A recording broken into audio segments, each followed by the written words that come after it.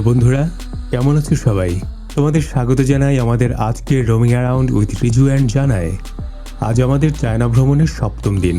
সাংহাইয়ের ঐতিহাসিক বাঁধ এলাকা ঘুরে আমরা এখন যাচ্ছি এক শ্বাসরুদ্ধকর অভিজ্ঞতার সাক্ষী হতে।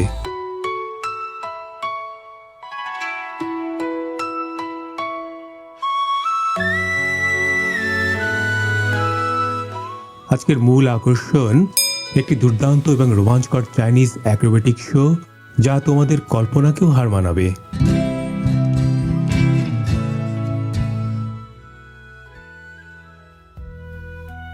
আমরা এখন যাচ্ছি গংহেজিন রোড, চীনের বিখ্যাত সার্কাস দেখতে।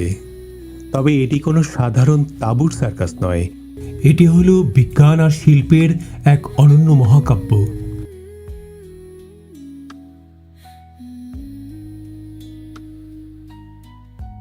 আমরা এখন ঢুকবো থিয়েটারে।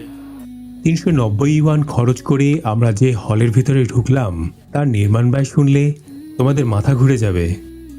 প্রায় $600 মিলিয়ন বা 7,500 কোটি টাকা খরচ হয়েছে এটি বানাতে। এটি একটি মাল্টিমিডিয়া থিয়েটার। দলে বলে থিয়েটারে ঢুকতে হচ্ছে। আজ থেকে 25-30 বছর আগে ঢাকার বেইলি রোডে যে মঞ্চে আমরা কাজ করতাম, তখন দেশি বিদেশি অনেক নাট্যগুরু আমাদের এই মঞ্চের গল্প করতেন, যেখানে সবকিছু বাস্তবে করে দেখানো হয়। সেই সময় থেকেই এরকম একটি মঞ্চ আর সেই মঞ্চে একটি শো দেখা আমার জন্য স্বপ্ন ছিল। আজকে আমার জীবনের আরেকটি স্বপ্ন বাস্তবে রূপ পেতে চলেছে।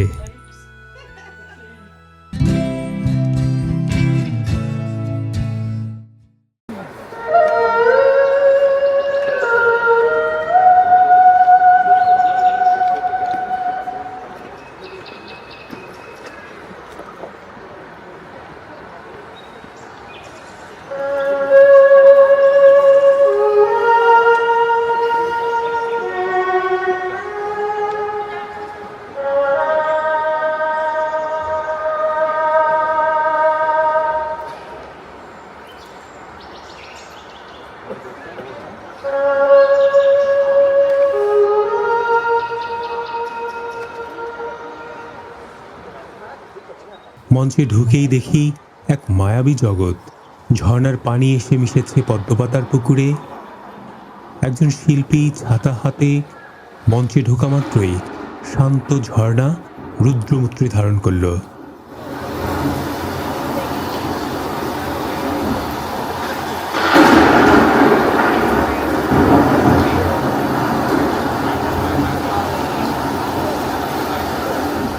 বজ্রপাতের শব্দে চারপাশ প্রকম্পিত, যেন সত্যি কোনো প্রাকৃতিক দুর্যোগ নেমে এসেছে।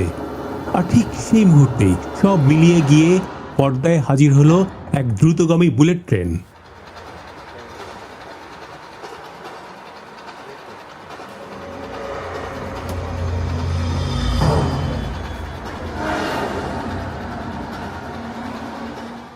শুরু হলো অতীতের সাথে বর্তমানের আলিঙ্গনের গল্প।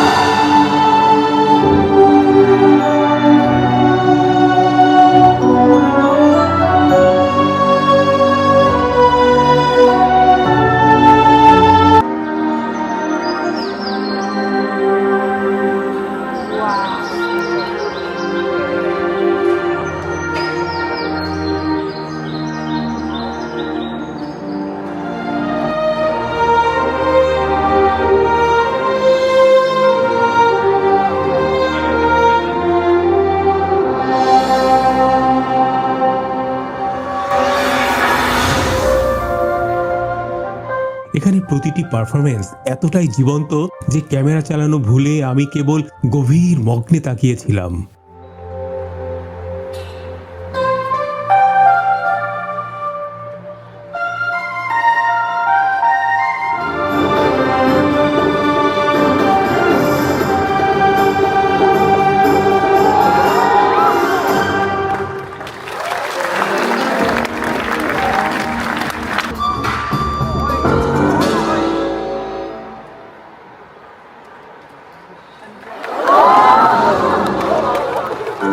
বিখ্যাত কানাডিয়ান মিউজিশিয়ান মিশেল কুসনের সুরে পুরো পরিবেশটা ছিল সম্মোহনী। কখনো শিল্পীরা শূন্যে চক্কর কাটছেন, কখনো মার্শাল আর্টের অসামান্য দক্ষতায় দর্শকদের নিবিষ্ট করে রাখছেন। এ যেন বাস্তবের বুকে আমি কোনো 3D সিনেমা দেখছি।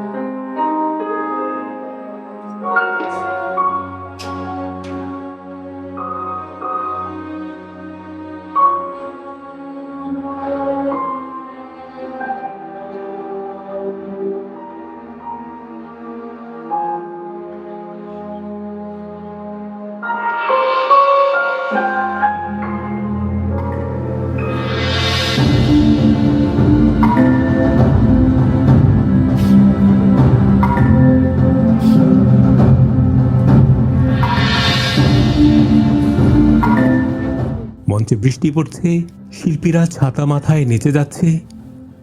মনে হচ্ছে যেন হাত বাড়ালেই হাত ভিজে যাবে।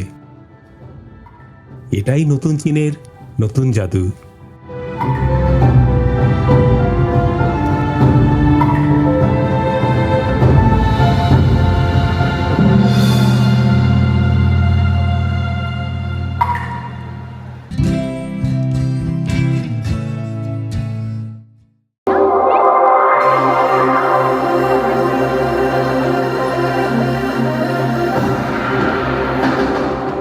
রোমাঞ্চ যখন তুঙ্গে, তখনই আলোকিত এক মহাকাশযান মঞ্চে প্রবেশ করল।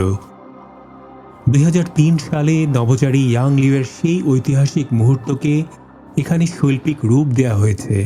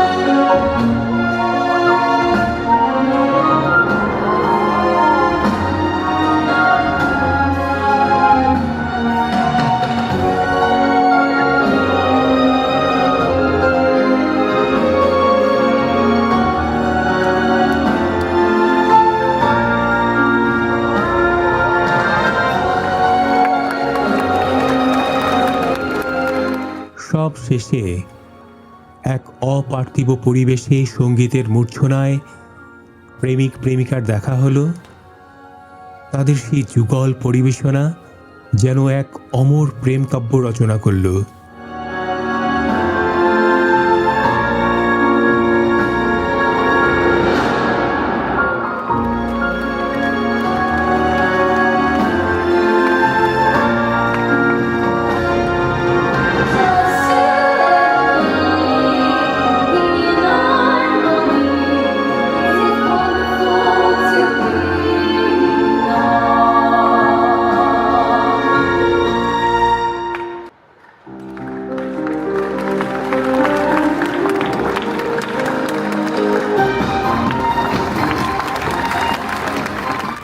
নব্বই মিনিটের এই পরিবেশনা আমার জীবনের সেরা অভিজ্ঞতা হয়ে থাকবে।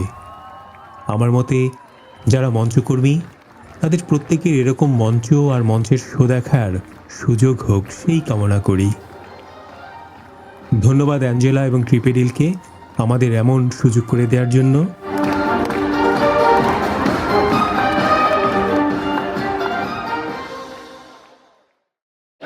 কি ম্যান, কি দেখলাম? Unbelievable. I can't believe দুর্দান্ত what I just watched. দুর্দান্ত জিনিস দেখলাম, ফাটাফাটি। এখানে না আসলে এটা মিস হয়ে যাবে গো। আসলে হ্যাঁ ফাটাফাটি। শো শেষ করে বাসে চললাম, বাসে করে এসে একদম। নামলাম। হ্যাঁ একটা এরপরে ফাঁক। নামলাম বিধ্বস্ত। It's not correct. তো এখন আবার চাঙ্গা হয়ে যাব। আমরা কই এখানে এই কই আমাদেরকে দেখা যাচ্ছে না যাচ্ছে ও না। যাচ্ছে, ওটা একটু হয়ে গেছে। তো যাই হোক, এই হচ্ছে আমাদের হোটেল। শো শেষে আমরা চলে এলাম আমাদের ঠিকানায়, golden Richard hotel, Shanghai. Target ফাগেট নেওয়া হয়ে গেছে। আমরা এখন হচ্ছে ব্যাগটা রাখবো, ব্যাগটা রেখে একটু আবার বেরোবো।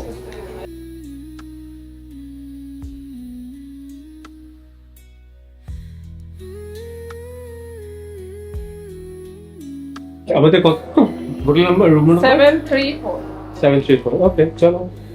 হ্যাঁ শোনো, এই যে আমরা এইমাত্র আমাদের ঘরে ঢুকলাম, বুঝছো? আমাদের ঘরের নাম্বার হচ্ছে 734 734।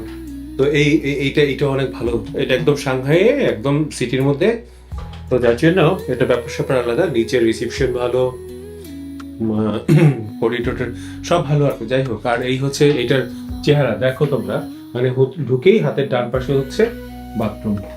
হ্যাঁ বাথরুমে কাদা কানুন, ও দারুণ সব আছে একদম। Shampoo, shower gel, conditioner, fine. আমি ভাবছিলাম আমার একটু কন্ডিশনার কিনতে হবে, সেটা কিনতে হবে না, কারণ ওই আগের দুইটা হোটেলে ছিল না। আর এই হচ্ছে এখানকার চেহারা। আর আমরা একটু চেহারা বিধ্বস্ত হয়ে গেছি, কারণ পুরো দৌড়ের উপর আছি, হাজার হাজার কিলোমিটার দৌড়ে বেড়াচ্ছি, কিন্তু গ্রুপটা হচ্ছে আমাদের মারাত্মক, একদম কাপে কাপ, দারুণ গ্রুপ। এরকম গ্রুপ হইলে কে না ঘুরতে চায়। আর এই হচ্ছে ক্লজ, ওখানে আবার একটা সিন্দুক বিন্দুক আছে, ওটা আমাদের কোনো কামাই লাগবে না। আর এখানে হচ্ছে একটু ছোট করে কফি স্টোর, হ্যাঁ নিজ দায়িত্বে কফি বানিয়ে নিবা। এখানে একটা বাতি জ্বলার কথা, হ্যাঁ জল বেটা, হ্যাঁ জ্বলছে। আচ্ছা, আর হলো গিয়ে এই হচ্ছে সুন্দর সুন্দর পেন্টিং, এই যেটা চায়না এসে আমি দেখলাম, মানে হোটেল যাই হোক না কেন তার ভিতরে শিল্প প্রচুর, প্রত্যেকটা জিনিসে তাদের শিল্প আর শিল্প, এটা খুব ভালো লাগছে ব্যাপারটা। কাঠখোট্টা কোনো ব্যাপার না, সবকিছুর মধ্যে তাদের শিল্প। ইভেন এই যে দেখো ফার্নিচার গুলো থেকে শুরু করে সমস্ত কিছু, উপরে সিলিং বলো, তারপরে হচ্ছে তোমার এই বা ঝাড়বাতি বলো, সমস্ত বাতি, বিশেষ করে জানালার পর্দাগুলোর কাপড়, এটা মনে হচ্ছে যে ছিঁড়ে পকেটে করে নিয়ে যাই বাসার জন্য। আমাদের তো ব্যাগেজ ওই 20 কেজি বেশি নেওয়া যাবে না, যার জন্য অনেক কিছু নেওয়া যাবে না, নাহলে এগুলো আসলে কিনে নিতাম এখান থেকে। অনেক সুন্দর, যে একটু আরাম করে বসার জন্য চেয়ার, কত দুর্দান্ত না এই যে বাতিগুলো। এই হচ্ছে আমাদের পেট। আমরা এখন একটু বেরোবো, আমরা বের হয়ে বাইরে খাবো খেয়ে এসে কাপড় চোপড় খুলে শাওয়ার টাওয়ার নিয়ে, ও কালকে সকালে আমাদের বেরোতে হবে। কালকে সাংহাইতে আমাদের ব্যাপক আয়োজন, সো সকাল সকাল বেরোতে হবে, যার জন্য সময় এখন আর নষ্ট করবো না, বের হয়ে যাবো। আমরা হলাম গিয়া পেঁচা, রাতের বেলা ঘুরতে পছন্দ করি। একটু রাতের সাংহাইটা অবশ্য আমরা কালকেও দেখবো, কিন্তু আজকে যেহেতু হাতে একটু সময় আছে ঘন্টাখানি, তো ভাবলাম সেটা একটা ঘুমারি আসবো সেটা। বাইরে কিন্তু দুর্দান্ত বাতাস, হ্যাঁ অনেক দারুণ বাতাস গো। দুপুরবেলা একটু গরম ছিল, কিন্তু এখন কিন্তু ওয়েদার অনেকটাই কুল, তাই না? যেটা হলো এই যে এইটা হচ্ছে রাতের সাংহাই, এবং ওখানটা আমাদের হোটেলটা দেখো। হ্যাঁ এটা হলো রাতের সাংহাই। এবং যেটা হয় কি, ধরো ইভেন আমরা যখন আমাদের অস্ট্রেলিয়ার মতো অন্য কোথাও যাই না, অনেক সময় মনে হয় কি ভাই আমরা এখানে একটু অচেনা, ওই কিন্তু এই চীনে এসে এইবার মানে আমরা তোমাদেরকে বলেছি না প্রথম থেকেই, আমাদের কিন্তু একবারের জন্য মনে হয় না যে আমরা চীনে প্রথম এসেছি এবং এটা আমাদের বাড়ি থেকে অনেক দূরে, এটা কিন্তু আমাদের একবার মনে হয়। আসলে এটা সম্ভব হয়েছে আমাদের গ্রুপ আর হলো আমাদের গাইড, এটা খুবই ভালো। আমি তো মনে করি বাংলাদেশ থেকে যদি আসার ব্যবস্থা থাকে মানে ট্রিপ ডিলের মাধ্যমে, তোমরা কিন্তু আসতে পারো, খুবই ভালো, রিলায়েবল। আমিও মানে আমার আর রিজুর প্রথম অভিজ্ঞতা এই মানে ডিলের মাধ্যমে আসা, মানে কোনো ট্যুরের মাধ্যমে। তো প্রথমে সত্যি আমি একটু ইয়েতে ছিলাম যে যাচ্ছি কি ব্যাপার, কেমন হবে কি হবে। তারপর অনেকে এরকম মানে আমাদেরকে বলতেছিল যে সকালবেলা উঠে তোমাদের বেরোতে হবে, এরকম ওদের মতো চলতে হবে, কিন্তু একটু আমাদের কাছে মনে হচ্ছে না যে এটা টায়ারিং বা মানে কি বলবো, টু মাচ মনে হচ্ছে না, তাই না? No pushing. No pushing. So it's good. আমরা এনজয় করতেছি, সময় এত ভালো, দুর্দান্ত, মানে আমরা সবাই ফ্যামিলির মেম্বার হয়ে গেছি, হ্যাঁ তাই না? হ্যাঁ একদম। আমার মনে হচ্ছে আমরা ট্যুর শেষ করে গেলে তারপরে মিস করবো মনে হয়। লম্বা চক্কর মেরে ঘরে ফেরার পথে চোখে পড়ল এই ধোয়া ওঠা শিক কাবাব। এটা উপেক্ষা করা যায় বলো? আজকে রাতের ডিনারটা হবে দারুণ। সাংহাইয়ের রোমাঞ্চ এখনো বাকি। পরবর্তী পর্বে আমরা উঠব আকাশচুম্বী টাওয়ারের চূড়ায়। চোখ রাখো চায়না ভ্রমণ সিজন 1 পর্ব 17-তে। তোমাদের প্রতি বিনীত অনুরোধ থাকবে, যদি আমাদের ভিডিও তোমাদের ভালো লাগে লাইক দিও, কমেন্ট করে জানাও কেমন লাগছে। আর এখনও যারা সাবস্ক্রাইব করনি দয়া করে করে নিও। সবাই ভালো থাকো, সুস্থ থাকো, নিরাপদে থাকো। দেখতে থাকো roaming around with Riju and জানা।